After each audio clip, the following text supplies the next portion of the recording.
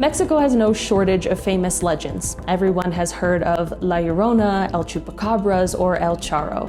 Tonight we are talking about forgotten Mexican urban legends with dark origins, not myths, not campfire stories, real legends that came from real places, real fear, and real consequences. We are starting with some of the most disturbing ones first. There is a stretch of road near Monterrey that locals avoid after midnight. Drivers report their engines stalling, radios turning on by themselves, and a tall figure appearing in the road ahead. The legend says this road was built over land used for executions during the Mexican Revolution. Prisoners were lined up and shot, their bodies buried where they fell. In the 1970s, several fatal accidents occurred on that same stretch. Survivors claimed they swerved to avoid hitting a man who suddenly appeared in front of their vehicle, a man who vanished the moment they crashed. Traffic authorities installed lighting and signage, but accidents continued. Eventually, locals named it El Camino del Diablo. Taxi drivers still refuse late-night fares that require using that road.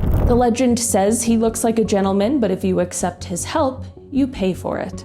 El Charro is one of Mexico's most recognizable night road legends. He appears as a tall, elegant man in a perfect black suit, usually riding a massive black horse. He shows up when you are alone, tired, broke, desperate, or all of the above, and he offers exactly what you want: a ride home, money, a shortcut, a job, relief. But the deal is never free. In many versions, El Charro is tied to the devil, or at least to a force that functions like it. He is not just a scary rider, he is a test. The greedy, the reckless, and the people who make desperate bargains are the ones who end up in trouble. This is why the legend is so Mexican in its cultural bones. The Charro is a national symbol. The horseman should represent pride, skill, tradition. The legend flips it and says sometimes the most familiar outfit is the best disguise. The dark origin here is not just religion, it is the reality of travel. For centuries, roads at night were dangerous. Bandits, accidents, getting lost, getting stranded. If a stranger offered you help, you had to make a choice fast, and if you chose wrong, you might not make it home.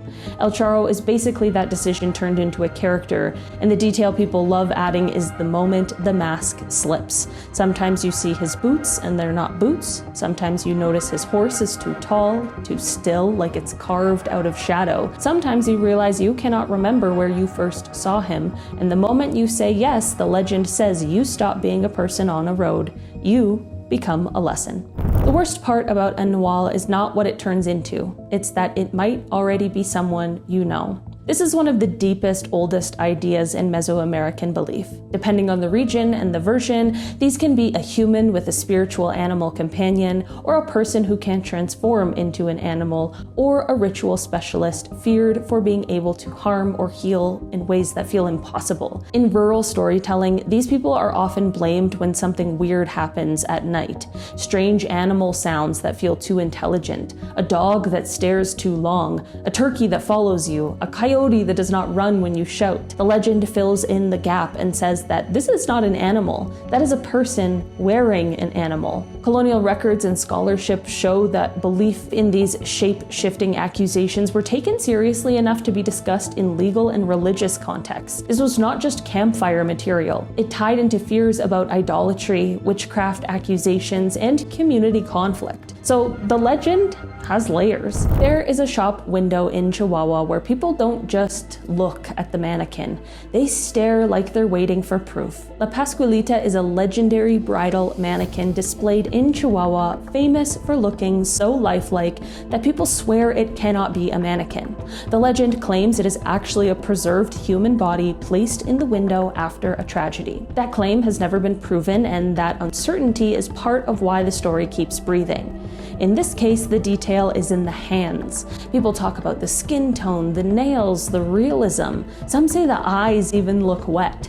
Others claim she changes position slightly, or that the staff refuse to touch her directly when they change the dress.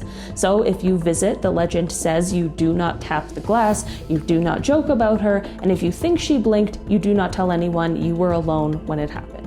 Imagine waking up in a hospital at night and the kindest nurse you've ever met is someone no one else can find. The Planchada is a famous Mexico City hospital legend, often linked to Hospital Juarez. She is described as a nurse with an impeccably pressed uniform who appears late at night, checks on patients, brings comfort, and then vanishes before anyone can thank her. There are many versions of her backstory, but the common thread is heartbreak and duty. A nurse who was devoted to her work, who experienced betrayal or loss, and who returned after death, still doing what she believed she was born to do. Mexican media retellings openly describe it as legend, and the story persists in part because hospitals are the perfect environment for it. The dark origin here is human. Hospitals at night are lonely. People are afraid. Staff are exhausted. Patients are half asleep, medicated, and disoriented, and sometimes a stranger really does help you, but you never learn their name. That's the real-life gap the legend crawls into. In the late 1990s, people across Mexico started waking up to dead livestock, and one name spread faster than any explanation.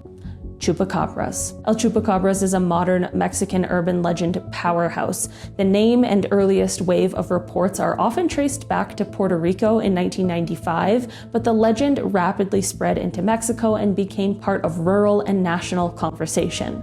The classic story is always the same shape. Animals are found dead with strange puncture marks. People say there's no blood. People say the creature was seen near the pen moving weird with spines, or like a hairless dog, or like something that shouldn't exist. Then the fear multiplies because nobody agrees on what it looked like, only that it was there. What makes this a true urban legend is how it behaves socially. It spreads through communities as a warning, it creates a shared enemy, it gives a label to something frightening and unexplained, and even today major references describe it as folklore, while also noting that later sightings are often explained by animals with severe mange or other diseases. And here is the final creepy detail that people swear by. They say the Chupacabras doesn't just take animals, it takes sleep. Because once you believe it's out there, you start listening at night for every sound in the brush, every rustle, every distant bark, and your mind just does the rest. In Durango, there's an old legend of a bride who appears near abandoned churches. Witnesses describe a woman in a wedding dress standing silently by the roadside. When approached, her face is smooth and blank, like skin stretched over nothing. The legend originates from reports in the early 1900s of a woman who died waiting for a groom who never arrived. She was buried in her wedding dress. Travelers claimed encounters for decades. Several car accidents were attributed to drivers swerving to avoid her, and whether psychological or something else, the consistency of reports across generations makes this one of Mexico's most persistent forgotten legends. If you see a doll hanging from a tree in Xochimilco, it might not be there to scare you. It might be there as an offering. The canals of Xochimilco are part of a UNESCO World Heritage Site tied to the historic center of Mexico City, with the Chinampa landscape recognized for its cultural significance. Within the real protected environment, there is a place that became globally infamous, Isla de las Muñecas, the island of the dolls. The verified core is that a man lived and worked in the area and became associated with an island covered in dolls over many years. Accounts of how and why vary, and that is where the legend takes over. Many tell it's a response to a drowned young person. Some versions claim his own death mirrored that story. The urban legend is that the dolls move, blink, or whisper, especially when the wind changes. Some say you should bring a doll if you visit, not as a souvenir, but as respect. And here is the dark origin. Even if you remove the paranormal, this is an environment shaped by tradition and survival, and a man's private fears or grief became a public spectacle. People call it haunted because that is easier than saying a person spent decades building a protective wall out of broken vases. Some museums feel educational. This one feels like you've accidentally walked into a room where the dead were not done being looked at. Guanajuato's famous mummies are real human remains, many dating back to the 1800s, preserved by local conditions and later displayed. Even in modern reporting, the key facts repeat. Bodies were exhumed after burial fees went unpaid, the remains were displayed for decades, and there are ongoing disputes over handling, conservation, and who should control them. That modern controversy matters because it feeds the legend. The urban myth says some of the mummies screamed when exhumed, and that a curse follows people who mock them or treat them like props. A lot of this likely comes from the unsettling appearance of naturally preserved bodies and the way tourism can blur into disrespect. The factual dark origin is not magic. It is economics, burial policy, and the ethics of display. When you put real human remains behind glass for entertainment, people will reach for supernatural language to explain the discomfort they cannot otherwise name. Mixquic is famous for its Day of the Dead celebrations, but locals also speak of something else. According to legend, certain graves are guarded by spirits who do not appreciate visitors after dark. People who entered the cemetery late reported being chased out by unseen forces. Some claimed hands grabbed their ankles, others said the exits moved, trapping them inside. In the 1980s, police records note multiple injuries caused by falls and panic inside the cemetery at night. While authorities blame alcohol and poor lighting, residents insisted something else was at work. Even during celebrations, locals warn outsiders to leave before midnight. Alright guys, that has been our list for today. Thanks so much for checking it out. I've been your host today, Livia Kozlowski, and I will see you again soon. Bye!